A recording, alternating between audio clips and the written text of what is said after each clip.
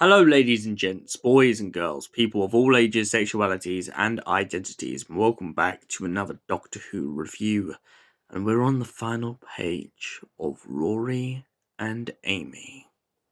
Now, that will make sense much later in the video, but what's the Angels Takes Manhattan about?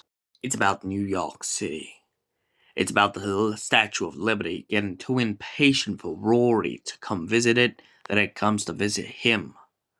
And most importantly, it's about a woman. Not just any old woman. It's about a detective. A female detective from the 1920s. Goes by the name of Melody Malone. That's right, the Doctor begins to read a book at the very beginning of this episode, written by Melody Malone. A detective novel that strangely and oddly resembles River Song. The group then go off and find themselves in a situation in which Rory was supposed to go and get them coffee but never return. Turns out that he was sent back in time by the Angels, but River Song has no clue why. All she knows is that Rory must at all costs avoid going to a specific hotel. However, that doesn't help when the Angels in the basement keep getting closer and closer to him.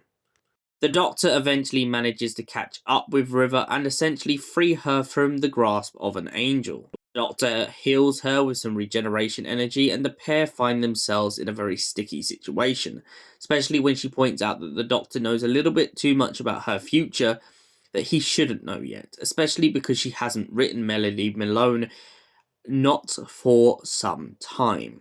She explains away to the Doctor the fact that there is a gangster who has fallen in love with a weeping angel. There's a hotel which she's been trying to investigate, especially because there seems to be a lot of disappearances surrounding it. And on top of it, it turns out that that's exactly where Rory has gone. When they hunt down Rory, it turns out that the Angels will never stop hunting him until they have eaten away all of the energy that comes around him due to the fact that he has travelled with the Doctor. The Doctor tries to find a way out of the paradox, and Rory discovers that the only way out is for him to jump off of the building. But the only problem with that is he will have to keep running and running for the rest of his life.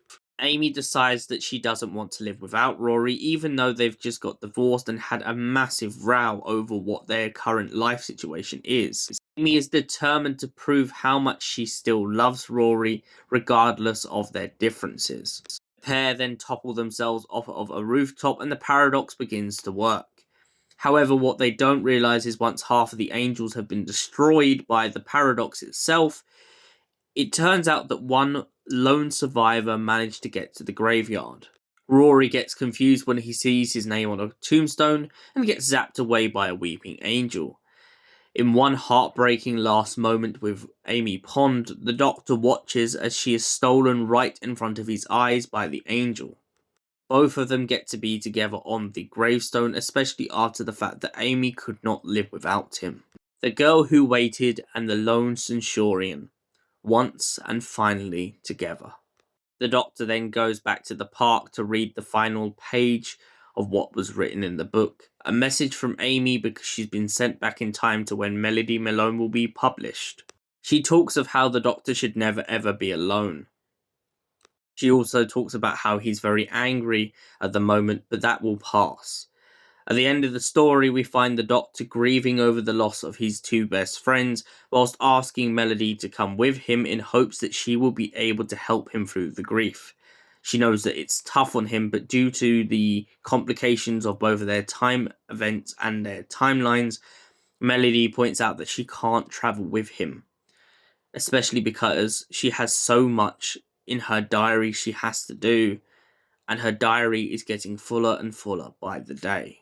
So the Angels Take Manhattan. What do I give this out of 10? Honestly, it's a solid 10 out of 10.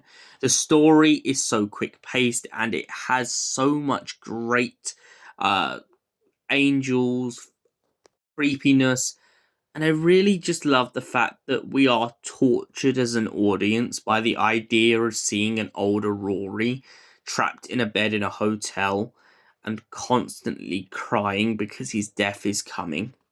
And that is why I give it a solid 10 out of 10. Thank you for watching. We'll see you in the next Doctor Who review.